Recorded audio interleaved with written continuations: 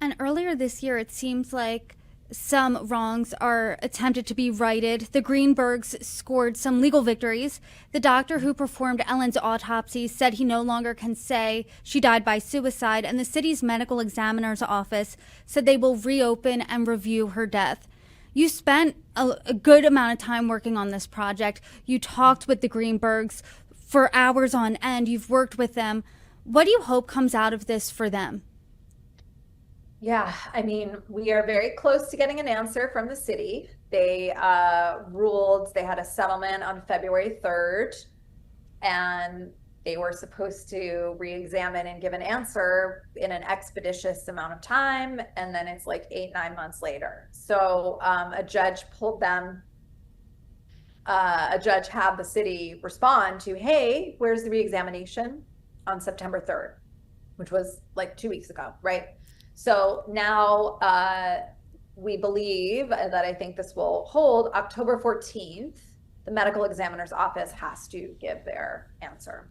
So we are, weeks away from the family hearing if the Philadelphia medical examiner's office, upon reexamination, is going to say that actually we need to call this undetermined, we don't know, or we're going to call this a homicide, or if they're going to double down and call it a suicide. So we really don't know. We're like hanging in the balance. What I hope for the family is that they feel that a thorough reexamination was done and the outcome matches the evidence. So even with a cleaned up crime scene, Ellen's body tells a story, and it's to my mind a very clear story. It's to many medical experts included, a very clear story.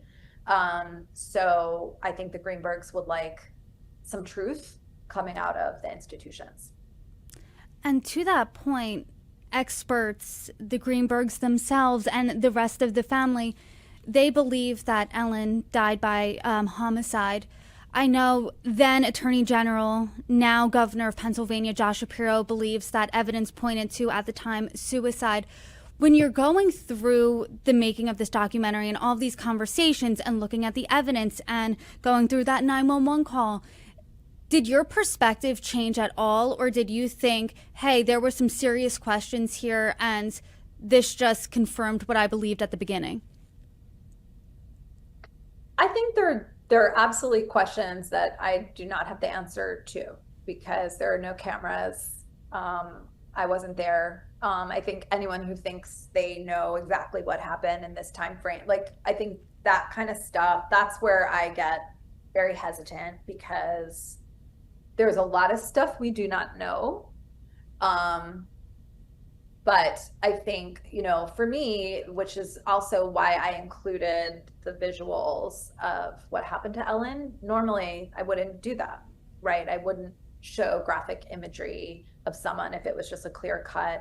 I mean, you might need to know this was what is called overkill, because 20 stab wounds is generally deemed overkill. It's not 3, it's 20. So because the city was doubling down on continuing to call this suicide, it was important for me to show the blunt force trauma wounding on the back of her head and the multiple wounding. Like that is it's so stark. So I think the bruising also indicated something else was going on as well. So I think diving really deeply in, there are more questions I have, but certainly calling this a suicide is something I would never believe. Death in Apartment 603, What Happened to Ellen Greenberg, is out now. Where can people find it? They can find it on September 29th. They can find it on Hulu.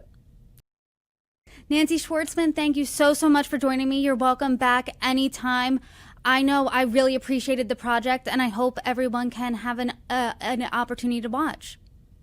Thank you. Thanks so much for having me. It was a great conversation.